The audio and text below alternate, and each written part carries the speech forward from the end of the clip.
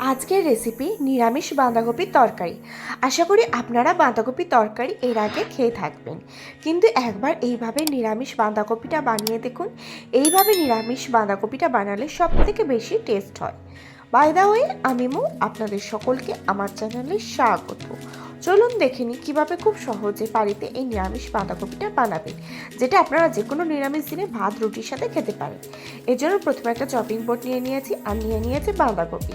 এবার বাঁধাকপিটাকে আমি একদম সরু সরু করে কেটে নেব। খুব সুন্দরভাবে সরু সরুভাবে কেটে ধুয়ে পরিষ্কার করে নেব, ঠিক এইভাবে। এবার গ্যাসে কড়া নিয়ে নিচ্ছি, তাকে আমি পরিমাণ মতন সর্ষের তেল নিয়ে নিচ্ছি। তেলটা একটু বেশি পরিমাণে নিয়েছি। এবার এতে দিয়ে দিচ্ছি দুটো তেজপাতা, দু তিনটে শুকনো লঙ্কা। শুকনো লঙ্কা তেজপাতা দিয়ে একটুখানি নেড়ে চেড়ে নেব। এবার এতে দিয়ে দিচ্ছি দুটো লবঙ্গ, দুটো দারচিনি ও দুটো এলাচ। এলাচটাকে আমি ফাটিয়ে দিয়েছি। এই গোটা গরম মশলা দিয়ে এটাকে খুব ভালোভাবে নেড়ে চেড়ে নেব।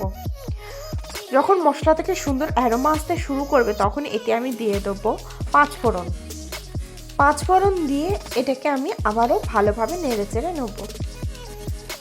খুব সুন্দরভাবে নেড়ে চেড়ে ভেজে নিয়েছি। এবার দিয়ে দেবো ছোটো ছোটো করে কেটে রাখা আলু। আলু দিয়ে আলুটাকে এই তেলে খুব ভালোভাবে ভাজতে থাকবো। আপনি যদি আমার চ্যানেলে নতুন হয়ে থাকেন, তাহলে আমার চ্যানেলটি সাবস্ক্রাইব করার অনুরোধ রইল। আর পাশে থাকা বেল আইকনটি অবশ্যই প্রেস করে দেবেন, তাহলে আমার ভিডিওর সর্বপ্রথম নোটিফিকেশন আপনি পেয়ে যাবেন। আমার চ্যানেলে নিত্য নতুন বিভিন্ন ধরনের রান্নার রেসিপি রয়েছে, আপনারা চাইলে সেগুলোও দেখতে পারেন। এবার এতে দিয়ে দিচ্ছি ছাড়িয়ে রাখা মটরশুঁটি আর আলুটাকে এর সাথে খুব ভালোভাবে ভাজতে থাকবো, যতক্ষণ না এর গাটা লাল লাল হয়ে যাচ্ছে। দেখুন, এইভাবে আমি খুব সুন্দরভাবে ভেজে নিয়েছি। এর গা লাল হতে শুরু করেছে। এই সময় এটা আমি অ্যাড করে দিয়েছি আদা গুঁড়ো। আদা গুঁড়ো দেওয়াটা আমার স্কিপ হয়ে গেছে। এবার দিয়ে দিচ্ছি হলুদ গুঁড়ো, লঙ্কা গুঁড়ো।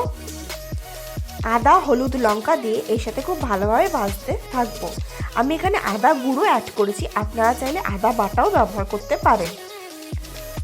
আদা হলুদ লঙ্কা দিয়ে খুব ভালোভাবে নেড়ে চেড়ে নিয়ে এবার দিয়ে দেবো টমেটো দিয়ে টমেটোটাকেও এর সাথে খুব ভালোভাবে নেড়ে চেড়ে কষাতে থাকবো। এবার দিয়ে দিচ্ছি জিরে গুঁড়ো দিয়ে এর সাথে খুব ভালোভাবে আমি মিশিয়ে নেব। দেখুন, খুব সুন্দরভাবে মিশিয়ে নিয়েছি, কষিয়ে নিয়েছি সমস্ত মশলা। এবার অ্যাড করে দিচ্ছি বাঁধাকপি দিয়ে বাঁধাকপিটাকে এর সাথে খুব ভালোভাবে আমি ম্যাশ করতে থাকবো। দেখুন, আমি খুব ভালোভাবে বাঁধাকপিটাকে মিশিয়ে নিচ্ছি। বাঁধাকপি আলুটাকে এবার খুব সুন্দরভাবে এই মশলার সাথে কষাতে থাকবো। প্রসঙ্গত বলে রাখি, এই রান্নাটি সম্পূর্ণ ভাপে হবে, বাইরে থেকে কোনো জল অ্যাড করতে হবে না।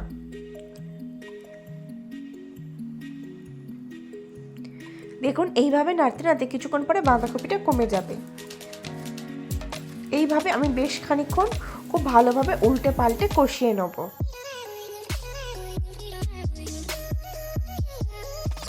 দেখুন, উল্টে পাল্টে কষিয়ে নিয়েছি। এবার এটাকে ঢাকনা চাপা দিয়ে দেবো 7-8 মিনিটের জন্য। 7-8 মিনিট পরে ঢাকনা সরিয়ে নিচ্ছি, নিয়ে এটাকে আবারও কষাতে থাকবো।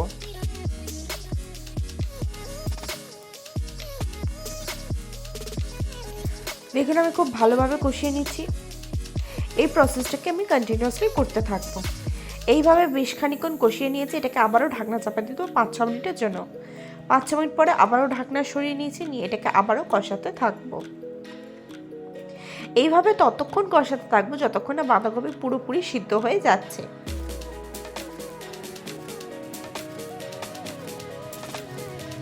আপনারা অবশ্যই এই পদ্ধতিতে বাঁধাকপি একবার বানিয়ে দেখুন। এটা ভাত, রুটি, পরোটা সব কিছুর সাথে খেতে খুবই সুন্দর লাগবে। এবার এটাকে আবারও ঢাকনা চাপা দিয়ে দেবো 7-8 মিনিটের জন্য। 7-8 মিনিট পরে আবারও ঢাকনা সরিয়ে নিচ্ছি, নিয়ে এটাকে আবারও কষাতে থাকছি।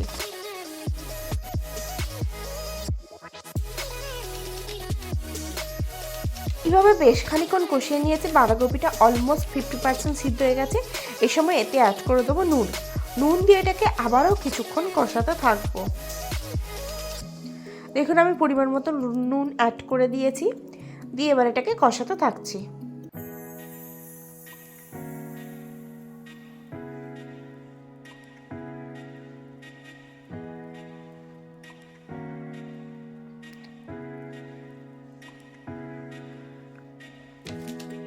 এটাকে এবার আমি আবারও ঢাকনা চাপা দিয়ে দেবো 7 থেকে 8 মিনিটের জন্য।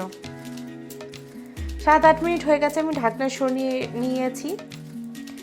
দেখুন বাঁধাকপিটা অলমোস্ট সিদ্ধ হয়ে এসছে। এটাকে আমি আরও বেশ খানিকক্ষণ এইভাবে কষিয়ে নেব।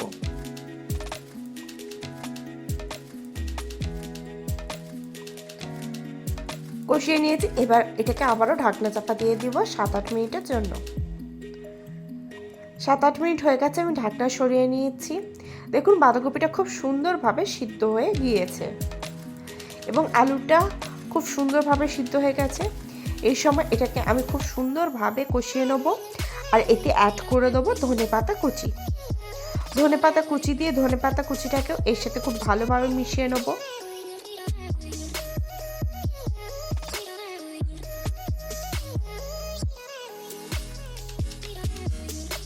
ধনেপাতা কুচিটাকেও এর সাথে খুব সুন্দরভাবে কষিয়ে নেব। ধনেপাতা দিয়ে এটাকে আরও 2-3 মিনিটের জন্য ঢাকনা চাপা দিয়ে দেবো। 2-3 মিনিট পরে এটা ঢাকনা সরিয়ে নেব। নিয়ে স্বাদটাকে ব্যালেন্স করার জন্য অ্যাড করে দেবো সামান্য পরিমাণে চিনি দিয়ে চিনিটাকে এর সাথে খুব ভালোভাবে মিশিয়ে দেবো। দেখুন আমি খুব ভালোভাবে চিনিটাকে এর সাথে মিশিয়ে দিচ্ছি।